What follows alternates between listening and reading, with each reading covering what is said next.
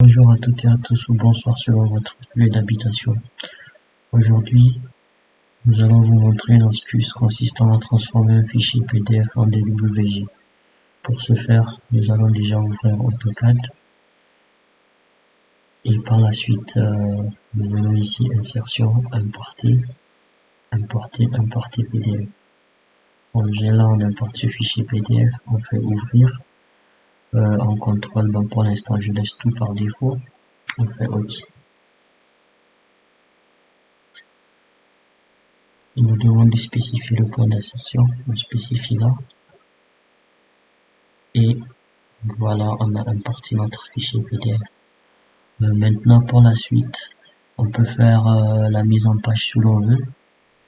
Ou si l'on veut, on peut mesurer et voir s'il y a une certaine correspondance. Par exemple, ici, on va venir ici annoter, cote. On va prendre cote ici. On va essayer d'annoter. Ici, on constate que 40 correspond à 8 et 1,40 correspond à 28. Donc, il nous faut trouver les facteurs d'échelle. Je viens là, je cherche calculatrice. Donc, ici, donc on a 1,40 divisé par 28. 1,40 divisé par 28.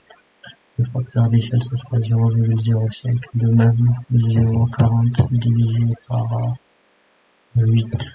C'est toujours le facteur d'échelle. Pas de souci. Donc, je sélectionne tous les éléments. Et je fais clic droit, échelle. Je viens là et je mets le facteur d'échelle. On avait dit c'est 0,05. Entrée et je fais centrer.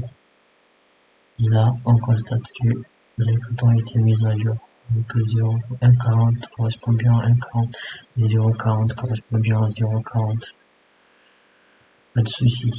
Là, si on veut, on peut faire une mise en page assez rapidement. Donc, on vient là, présentation, on fait un gestionnaire des mises en page, modifier. Mais là, on fait présentation fenêtre. On choisit la fenêtre. On fait centrer le tracé portrait. On change aussi le format du papier. Une fois que l'on a fait la mise en page, on peut faire CTRL P pour imprimer.